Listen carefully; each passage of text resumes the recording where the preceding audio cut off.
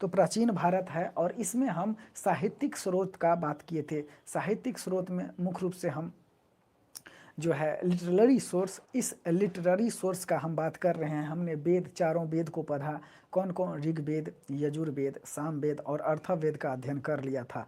उसके बाद हमने उपनिषद का, आरण्यक का, ठीक, वेद और वेदांग का, उसके बाद इन सबों का अध्ययन हम बारी बारी से किया। तो उसी के क्रम में आज हम वेदांग का रिवीजन करवा लेते हैं। जो भी आगे चीज़ है जिसका हमने कल व्याख्या किया था उसका हम रिवीजन करते हैं। तो वेदांग क्या है? वेदों को सही तरीक़ा से समझने के लिए वेदांग की रचना किया गया है और इसकी संख्या कितनी है? तो 6 है। जैसे कि शिक्षा, कल्प, व्याकरण, निरुक्ति, छंद और ज्योतिष, ये क्या है? ये 6 वेदांग है। इसके बाद हमने फिर सूत्र का चर्चा किया था। तो सूत्र जो है, कई सारे सूत्रकार हुए, जैसे गौतम धर्म सूत्र की रचना की और यह सबसे पुराना क्या है? तो सूत्र है। इसके अलावा बौधायन जो है, इन्होंने भी धर्म सूत्र की रचना की। आप स्तंभ भी धर्म सूत्र की रचना की। विशिष्ट ने भी धर्म सूत्र का रचना किया। इसके अलावा सांख्यायन ने भी गृह सूत्र का रचना किया। जैमिनी ने मीमांसा सूत्र का रचना किया और पाणिनि ने व्याकरण के अष्टाध्यायी का रचना किया। और बताते चलो कि यह जो व्याकरण का अष्टाध्यायी है, ये संस्कृत का पहला व्याकरण था, इसको याद रखिएगा। फिर हमने पुराणों का बात किया। पुराण की संख्या कितनी है? तो पुराण की संख्या 18 है और इसके रचयिता कौन है? तो लोमहर्ष ऋषि है और इसके पुत्र उग्रश्रावा है। ये दोनों मिल करके पुराण की रचना किए थे। राजाओं की वंशावली यहाँ पे मिलता है और वह पुराण कौन है? तो मत्स्य पुराण, वायु पुराण, विष्णु पुराण, ब्राह्मण पुराण और भागवत पुराण में राजाओं की वंशावली का जिक्र किया गया है। वहीं पे मत्स्य पुराण इन सभी पुराणों में सबसे प्राचीन होते हैं। अग्नि पुराण में राजतंत्र और कृषि का जिक्र किया गया है। वहीं पे यहाँ पे हम बात करें तो अधिकतर जो पुराण है वह संस्कृत में लिखा गया था। वेद पढ़ने वाले और सुनने वाले अधिकार नहीं था उस समय में, लेकिन स्त्री और जो शूद्र थे उसको वेद पढ़ने और सुनने का अधिकार नहीं था, लेकिन पुराण को वह सुन सकते थे। पुजारी मंदिरों में पुराण का पाठ किया करते थे। इसके बाद हमने बौद्ध साहित्य का जिक्र किया था। तो जो बुद्ध के पूर्व जन्म की कहानी है वह जातक के बौद्ध साहित्य में देखने को मिलता है।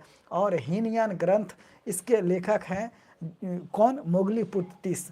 तो यह जो कथावस्तु है वह पाली भाषा में लिखा गया है और कथावस्तु जो है वो संस्कृत में लिखा गया है। और दोनों के लेखक कौन है? मेगलापुत्तिस है और 3rd सेंचुरी BC यानी बिफोर क्राइस्ट, ईस्वी पूर्व ईसा के जन्म से पहले की कहानी का वर्णन मिलता है।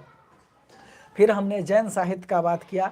जैन साहित्य को आगम कहा जाता है। बौद्ध साहित्य को क्या कहा जाता है? तो जातक, जो कि बुद्ध के पूर्व जन्म की कहानी है। और जैन साहित्य को क्या कहा जाता है? आगम कहा जाता है। और ये पूछा हुआ क्वेश्चन है। यहीं पे हम देखें तो यह जो है अंतिम जैन साहित्य का संकलन वल्लभी नगर गुजरात में हुआ था और यह प्राकृतिक भाषा में अधिकतर लिखा गया था। ठीक ना? तो ये भी क्वेश्चन पूछा है कि अंतिम जैनियों का जो ग्रंथ का संकलन था वो कहाँ किया गया था? तो वल्लभी नगर गुजरात में किया गया था। याद करें तो ये जो कल्पसूत्र है इसके रचयिता भद्रबाहु हैं और इसमें प्रारंभिक जैनियों के इतिहास का वर्णन मिलता है। खास करके पार्श्वनाथ और महावीर स्वामी का इसमें वर्णन मिलता है। भगवती सूत्र से हमको समकालीन इतिहास और महावीर के जीवन के कृत्यों का बारे में जानकारी मिलता है। फिर हम अर्थशास्त्र का बात किए। अर्थशास्त्र के रचयिता चाणक्य हैं। इसी को विष्णुगुप्त या कौटिल्य कहा जाता है। इसके अलावा यहाँ पे अर्थशास्त्र में 15 अधिकरण और 180 प्रकरणों का जिक्र किया गया है। अर्थशास्त्र एक विधि ग्रंथ है जो कि मौर्य काल के इतिहास के बारे में ज़्यादा जानकारी देता है। कल्हन की राजतरंगिणी, यह राजाओं की नदी, इससे यह संबंध रखता है। यानी राजतरंगिणी को राजाओं की नदी कहा जाता है। यह मुख्य रूप से संस्कृत में लिखा गया है और इसमें 8 सर्ग हैं जिसे तरंग की संज्ञा दिया गया है।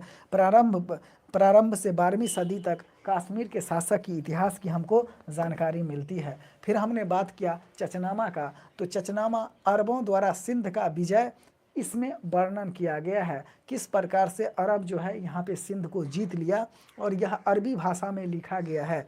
उस समय जो शासक हुआ था नसरुद्दीन कुबाचा, तो इसी के समय में अली बिन अबू बकर कूफी ने फारसी में चचनामा का अनुवाद किया।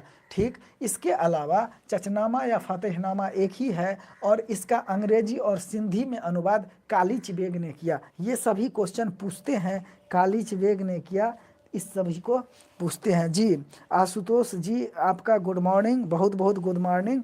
और इस सेशन का आप लोग जो है बेसब्री से इंतज़ार रहता है, चूँकि 12 बजे जो है हम आ जाते हैं, तो हमको भी बेसब्री से इंतज़ार रहता है।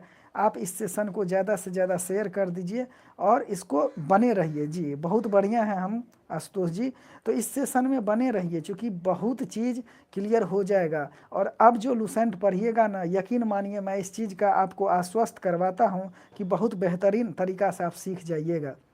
बने रहिएगा, पेशेंस बना के रखिएगा, क्योंकि क्या होता है ना, बोर्ड पे लिखना होता है तो लोग भटक जाते हैं। नहीं, अगर 1 घंटा आप हमारे साथ डेली बन के रहिएगा तो आपका हर एक सब्जेक्ट बढ़िया हो जाएगा। ठीक, तो बने रहिए, ज़्यादा हम बात बात में बात करते रहेंगे। फिलहाल हमने क्या कहा कि ये जो चचनामा है इसके किस चीज़ का वर्णन है, तो अरबों द्वारा जो सिंध पे विजय किया गया। सिंध कहाँ है, तो बाबू ये है नॉर्थ, ये है साउथ, ये है ईस्ट और ये है वेस्ट। तो इस इलाका में क्या है, सिंध है। ठीक ना, यानी कि नॉर्थ वेस्ट के रीजन में सिंध है। कहने का मतलब जो बलूचिस्तान हो गया, उसके बाद पाकिस्तान हो गया, उसी से सटा हुआ क्या है, सिंध का प्रोविंस है। तो ये जो सिंध वाला इलाका है, इस सिंध वाला इलाका को अरबों ने जीत लिया। और उस समय शासक कौन था, नसरुद्दीन कुबाचा था। और उसी के शासनकाल में अली बिन अबू बकर कूफी ने चचनामा का फारसी में अनुवाद किया था। इसके बाद ये जो चचनामा है इसका अंग्रेजी और सिंधी में अनुवाद कालीच बेग ने किया था। ये पूछा हुआ क्वेश्चन है, ये भी पूछा हुआ क्वेश्चन है। तो लुसेंट क्या है, एक किताब ना होकर के प्रीवियस ईयर क्वेश्चन का संकलन है, याद रखिएगा। इसके अलावा हमने अष्टाध्यायी का बात किया, तो इसके लेखक कौन है, पाणिनि है। और संस्कृत भाषा व्याकरण की ये पहली पुस्तक है। याद रखिएगा आशुतोष बाबू, ये अष्टाध्यायी जो है ये संस्कृत भाषा व्याकरण की पहली पुस्तक है और ये पूछा हुआ क्वेश्चन है। अष्टाध्यायी से हमको मौर्य युग से पहले के शासन काल की व्यवस्था का जानकारी मिलता है। तो याद रखिएगा, हसीना मान जाएगी, हसीना मान जाएगी। अब देखिए, ह से हर्यक वंश, स से शुंग वंश, न से नंद वंश और इससे याद रखिएगा मान जाएगी से मौर्य वंश। आशुतोष जी ध्यान दीजिएगा, तो हर्यक वंश, शुंग वंश, नंद वंश, इन सभी वंशों के बारे में जानकारी हमको किससे मिलता है, तो अष्टाध्यायी से मिलता है। इस बात को आपको एज इट इज याद रखना है। इसके अलावा फर्स्ट टाइम लिपि शब्द का प्रयोग किसमें किया गया था, तो अष्टाध्यायी में किया गया था। अष्टाध्यायी क्या है, तो पाणिनि द्वारा लिखित संस्कृत व्याकरण की पहली पुस्तक है। इस बात को आप एज इट इज याद रखिएगा। चलिए, फिर हमने बात किया था कात्यायन का। कात्यायन यह एक क्या है, तो गार्गी संहिता का रचना किया था। कात्यायन यह गार्गी संहिता का रचना किया था और यह एक ज्योतिष ग्रंथ है। इसमें यवनों का आक्रमण हुआ था, इसके बारे में जानकारी मिलती है। जैसे भारत पे आक्रांताओं का आक्रमण हुआ है, जैसे हिंद यवन हो गया, यूनान हो गया, कुषाण हो गया, बाद में हम चलते हैं तो शक हो गया, पल्लव हो गया। इन सबों का आक्रमण भारत पे होता रहा है। तो यवनों के आक्रमण की जानकारी हमको गार्गी संहिता से मिलती है और यह गार्गी संहिता कात्यायन का लिखा हुआ है। यह क्या है, तो एक प्रकार का ज्योतिष ग्रंथ है और यहाँ पे यवनों के आक्रमण के उल्लेख मिलते हैं। इसके अलावा हम पतंजलि के महाभाष्य का बात किए था, यह शुंगों के इतिहास के बारे में जानकारी देता है। यहाँ तक हमने कल कर लिया था, आज हम इससे आगे चलते हैं। यहाँ पे लिख दीजिए, आज का दिन चौथा है। ठीक, तो बात करेंगे विदेशी यात्रियों, ये सब क्या हमको कहते हैं, इसके बारे में हम जानकारी करेंगे। जैसे यूनानी लेखक का पहले बात करते हैं। यूनानी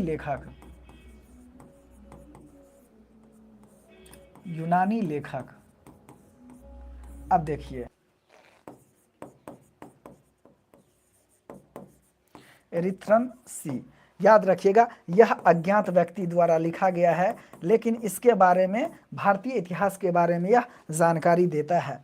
देखिएगा, जो ये यूनानी लेखक है, पहले तो ये याद रखिए कि Ctesias, Herodotus, Nearchus, Onesicritus, Aristobulus, Megasthenes, Deimachus, Dionysus, Ptolemy, Pliny, Periplus of the Erythraean Sea, ये सभी के सभी क्या है, ये सभी के सभी यूनानी लेखक है और भारत के विषय में यह जानकारी देता है। यूनान कहे तो यह यूनान से आया हुआ है, इसीलिए इसको यूनानी कहते हैं। बारे में क्या क्या लिख रहे हैं उसके बारे में हम पढ़ रहे हैं। सबसे पहले नाम आता है टेसियस का, उसके बाद हेरोडोटस का, सिकंदर के साथ आने वाला नियार्कस, ओनिसिक्रेटस और ओरेस्टिबुलस, ये 3 यात्री होते हैं। मेगास्थनीज आता है, डायमेकस आता है, इसके अलावा डायोनीसस आता है, फिर टॉलमी आता है, प्लिनी और पेरिप्लस ऑफ द एरिथ्रन सी। इन सब से हमको विदेशी यात्री हैं इसके बारे में भारत की जानकारी मिलती है।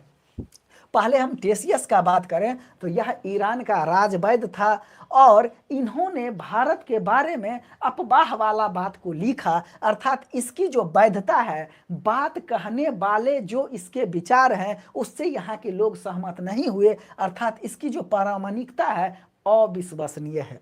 दूसरा व्यक्ति है हेरोडोटस, और याद रखिएगा हेरोडोटस को ही फादर ऑफ हिस्ट्री कहा जाता है। VVI क्वेश्चन है और पूछा हुआ क्वेश्चन है, याद रखिएगा। हेरोडोटस को भारत का हिस्ट्री का पिता कहा जाता है, यानी फादर ऑफ हिस्ट्री कहा जाता है। इसके पुस्तक का नाम है हिस्टोरिका और 5वीं शताब्दी ईसा पूर्व की भारत की स्थिति क्या है इसके बारे में जानकारी देता है। इसकी वैधता की बात करें तो यह भी अफवाहों पे आधारित है, अर्थात इसकी वैधता बहुत विश्वसनीय नहीं है। तीसरा व्यक्ति है सिकंदर के साथ आने वाला, चूंकि सिकंदर भारत पर आक्रमण करता है नंदों के समय, और हमने ट्रिक क्या बताया, हसीना मान जाएगी, हर्यक वंश, शिशुनाग वंश, नंद वंश। तो ये जो नंद वंश है, नंद वंश के समय में सिकंदर का यहाँ पे आक्रमण होता है और इसके साथ 3 व्यक्ति आते हैं जो भारतीय इतिहास के बारे में हमको जानकारी देते हैं। एक का नाम है नियार्कस, दूसरे का नाम है ओनिसिक्रेटस और तीसरे का नाम है ओरेस्टिबुलस। और इसकी जो वैधता है, प्रामाणिकता वाला, वह प्रूफ सहित है, अर्थात यह जो है तर्क पर आधारित है और इसकी बातों को जो है इतिहासकार मानते हैं, विश्वसनीय है।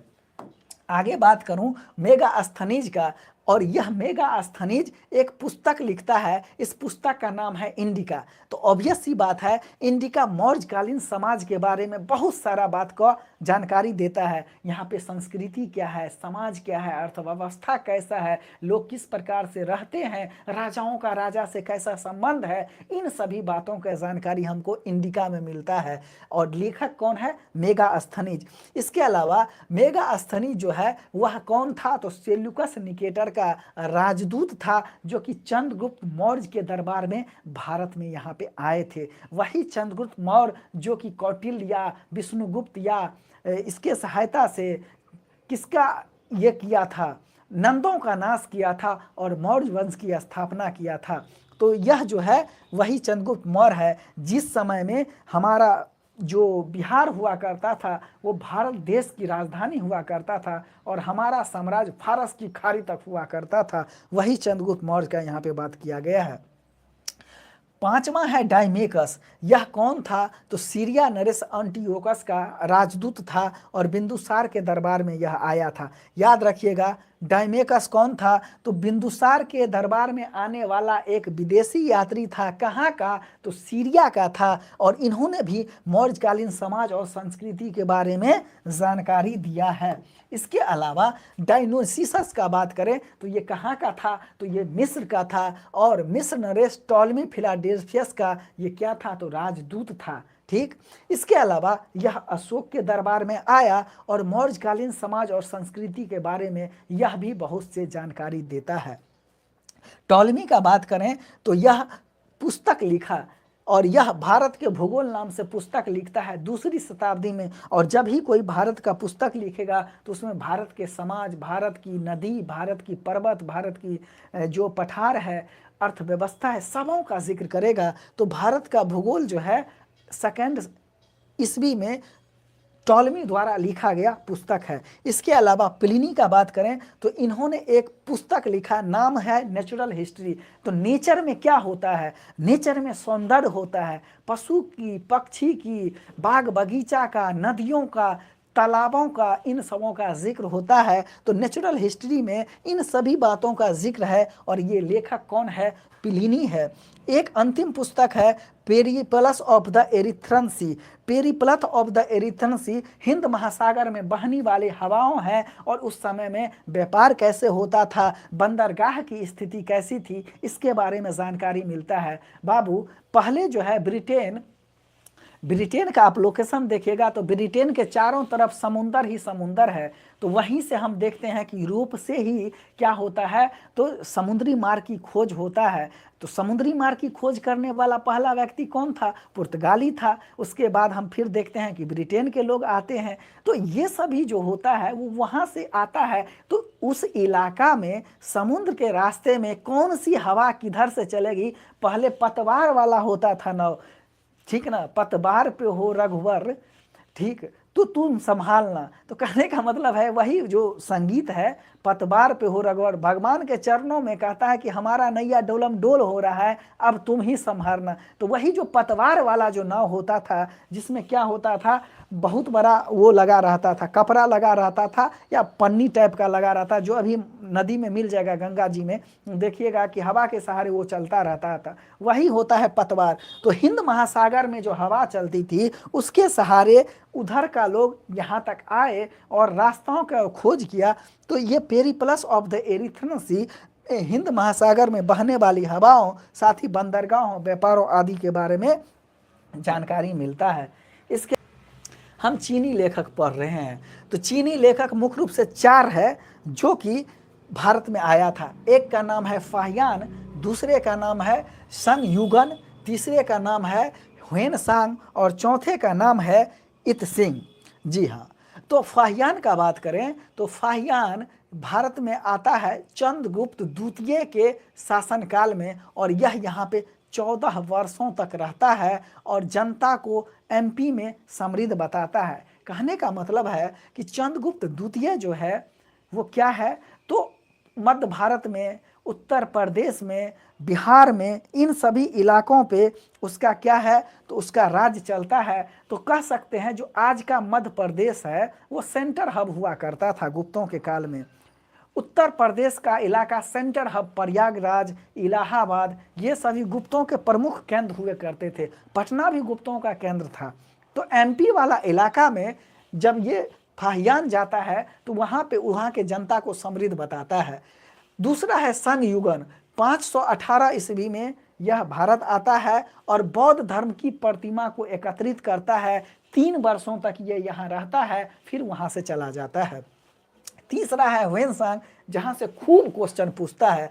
फाहियान, ये बीपीएससी में तो कई मर्तबा क्वेश्चन पूछा है फाहियान और ह्वेन सांग से, इस दोनों से कम क्वेश्चन रहता है। फिर इत सिंह से भी बीपीएससी में क्वेश्चन पूछा है। ये जो संग युगन है इससे क्वेश्चन नहीं के बराबर पूछता है। तो फाहियान, ह्वेन सांग और इत सिंह, इस तीनों को आपको बढ़िया से याद रखना है।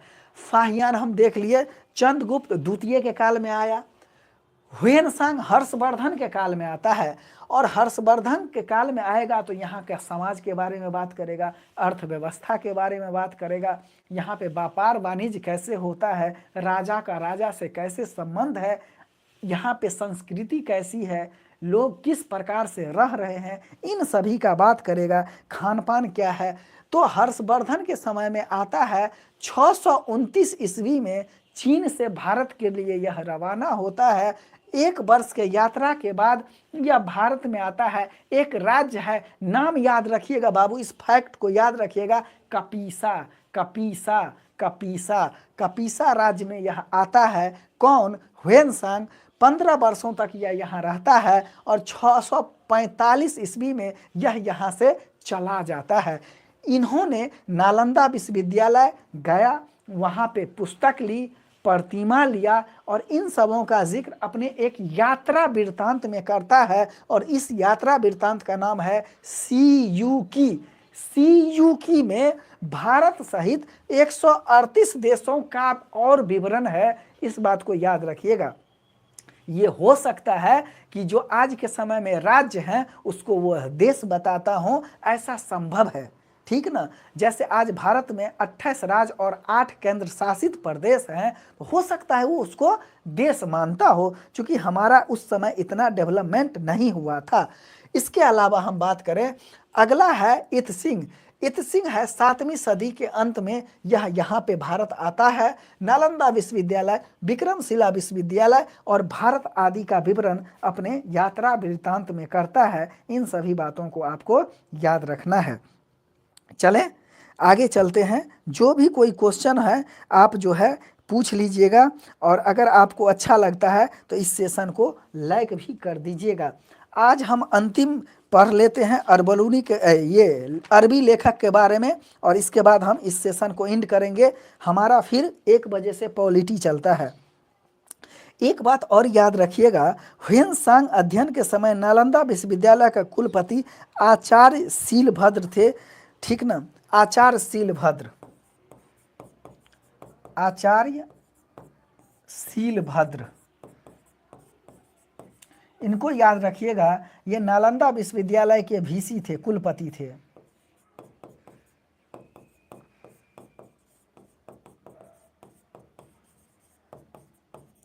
कुलपति, इनको याद रखिएगा। चलिए आगे हम चलते हैं।